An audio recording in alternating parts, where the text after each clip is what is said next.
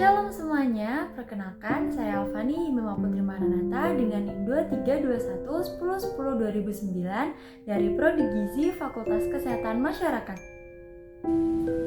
Shalom, perkenalkan nama saya Sherin Ruth Angel Stefani Manabung dengan NIM 2318 1020 1085. Saya dari Prodi Fisika, Fakultas Matematika dan Ilmu Pengetahuan Alam, Universitas Jember. Salam teman-teman dan Bu Berni, perkenalkan nama saya Stefanus Master Wijaya dengan NIM 23191040126. Saya berasal dari Fakultas Teknik, Prodi Teknik Kimia. Shalom Bu Muri dan teman-teman semuanya, perkenalkan nama saya Griselda Odis Bertadea dengan NIM 2216 1010 1078. Saya dari Fakultas Kedokteran Gigi. Halo semuanya, perkenalkan namaku Ellen Kapena Lukman dengan NIM 2323 1010 1100. Saya dari kelompok 1 Fakultas Keperawatan, Prodi Ilmu Keperawatan. Shalom Bu Muri dan teman-teman semuanya. Jadi tema yang kita ambil kali ini adalah imperfect, di mana satu kata tersebut dapat memiliki dua arti yang berbeda jika dengan penulisan yang berbeda, yaitu yang pertama adalah imperfect, yaitu tidak sempurna, atau I am perfect, yang berarti saya sempurna. Nah, jika digabungkan dapat menjadi sempurna di tengah ketidaksempurnaan. Alasan kami memilih tema tersebut adalah karena tidak ada seorang pun di dunia ini yang hidup dengan sempurna. Misalnya saja seperti teman-teman kita yang berada di panti, mungkin saja hidup mereka tidak sempurna karena mereka tidak memiliki orang tua kandung, kerabat kandung, saudara dekat, seperti itu. Namun kita bisa menutupi ketidaksempurnaan kita ini dengan hal yang positif. Bagaimana caranya? Yaitu dengan selalu hidup rukun bersama-sama menjadi satu saudara di dalam Kristus Yesus, sehingga hidup kita bisa terasa sempurna dan senantiasa bersukacita. Komunitas yang menerima bantuan dari kami adalah Panti Asuhan Kanaan. Setelah banyak berunding dan survei, akhirnya kami memutuskan untuk melaksanakan kegiatan bakti sosial ini di Panti Asuhan Kanaan. Di sana kami bertemu dengan Bapak Daniel Lantakai selaku Bapak Panti Asuhan dan teman-teman, adik-adik dan kakak dari Panti Asuhan Kanaan. Jadi, alasan kami memilih Panti Asuhan Kanaan sebagai tempat kami melakukan proyek yang pertama yaitu dilihat dari jumlah orang. Nah, kami mencari tempat di mana tempat tersebut terdapat banyak orang, di mana jumlahnya itu melebihi jumlah anggota kami. Maka dari itu, kami memilih Panti Asuhan Kanaan sebagai tempat untuk kami melakukan proyek karena di sana jumlah orangnya itu melebihi jumlah anggota kami. Lalu yang kedua yaitu kami ingin menjadi orang bermanfaat bagi mereka. Jadi dengan mengunjungi Panti Asuhan Kanaan ini, kami berharap kami bisa menjadi orang yang bermanfaat bagi mereka. Entah dari sisi bantuan yang kami berikan ataupun dari sisi kehadiran kami yang mungkin bisa menjadi suatu penghiburan bagi mereka ataupun menjadi sosok teman ataupun saudara baru bagi mereka.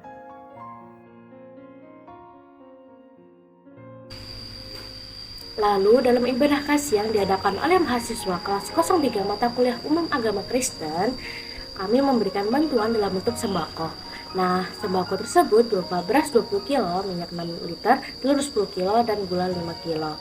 Lalu terdapat juga beberapa macam hadiah dan bingkisan yang kami berikan kepada anak-anak yang berada di panti tersebut. Jadi refleksi saya melalui kegiatan yang dilakukan oleh kami melalui proyek ini adalah saya merasa bahagia dapat bertemu dengan orang-orang yang berada di sana, serta membuat saya terus bersyukur dengan keadaan. Di lain sisi, anak-anak di sana merasa sukacita tanpa saya ketahui latar belakang mereka dan apa yang mereka alami. Tetapi mereka bisa bersenang-senang dengan kami dan menyesuaikan diri satu sama lain, tetap rukun dari keterbatasan mereka masing-masing.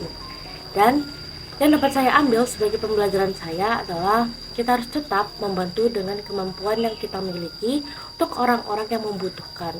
Membantu tidak peduli kapanpun dan dimanapun itu. Bahkan menciptakan senyuman di wajah mereka merupakan suatu hal yang membahagiakan bagi saya.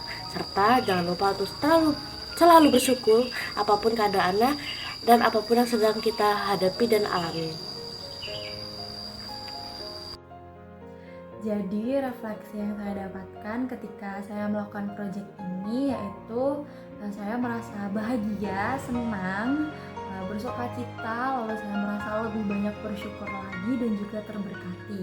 Jadi saya merasa bahagia, bersukacita karena emang pada dasarnya saya menyukai kegiatan seperti ini. Lalu saya juga menyukai anak-anak. Maka dari itu ketika melakukan proyek ini saya merasa bahagia, apalagi ketika proyek kita juga bersenang-senang bersama di sana memuji-muliakan nama Tuhan.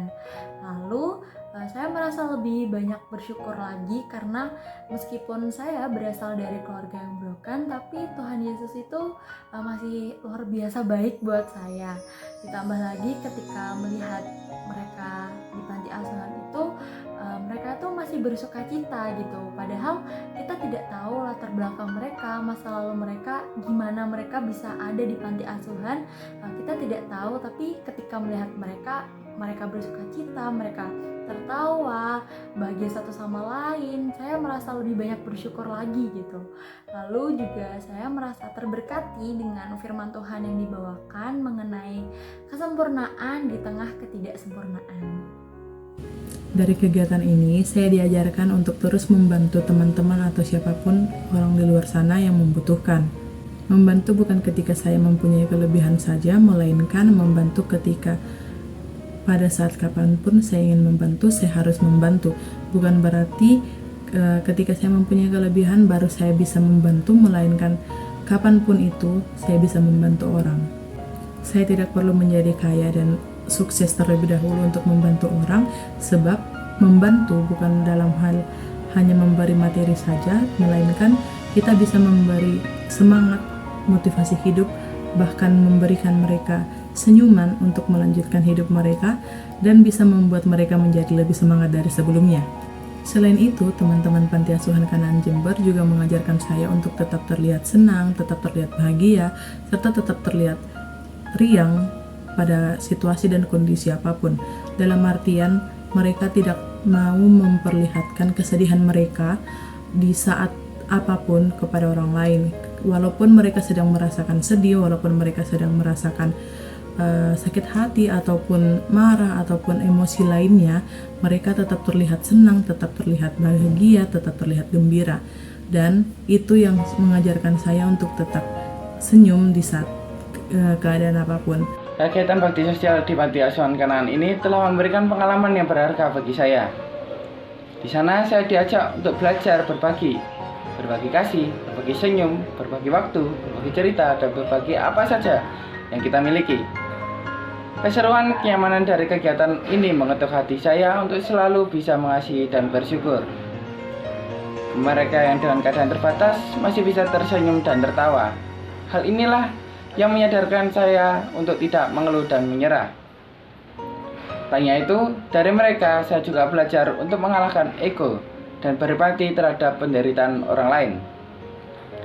Ternyata dengan hal-hal yang sederhana dapat berarti begitu besar bagi orang lain. Dari pengalaman ini membuat saya sadar untuk terlibat dalam kegiatan bakti sosial di masa depan nanti. Karena masih banyak orang yang membutuhkan uluran dan kepedulian dari sesama. Di sini saya merasa sangat bersyukur dapat hadir di tengah-tengah mereka, khususnya bersama-sama dengan teman kelas Kristen 03. Dengan berbagi kasih, kebahagiaan, bermain, bernyanyi bersama, dan mencetak memori dalam bakti sosial ini bersama-sama. Jadi saat saya kemarin itu mengunjungi Panti Asuhan Kanaan, saya merasa senang dan bahagia tentunya. Saya melihat di sana itu banyak saudara-saudara kita dari usia balita sampai dewasa muda itu yang berkumpul tinggal bersama-sama di satu tempat. Dan mereka ini diajarkan untuk hidup rukun, berdampingan satu sama lain, meskipun mereka berasal dari latar belakang masa lalu, keluarga yang berbeda, daerah asal yang berbeda seperti itu. Tapi melihat mereka tidak hidup bersama keluarga kandung mereka itu membuat saya jadi teringat akan keluarga saya. Saya jadi merasa lebih bersyukur karena saya masih bisa tinggal bersama keluarga saya yang hangat seperti itu. Dan ketika saya melihat mereka tertawa dan tersenyum itu, saya merasa ikut senang dan sangat kagum karena mereka itu bisa tetap bahagia dengan segala keterbatasan yang mereka miliki sekarang. Nah, jadi mereka itu mengajarkan saya untuk banyak-banyak bisa bersyukur atas apa yang saya miliki sekarang, dan saya juga punya Tuhan Yesus yang selalu bisa diandalkan seperti itu. Jadi tidak ada alasan untuk hidup tidak bahagia di tengah segala keterbatasan kita. Seperti itu. Terima kasih.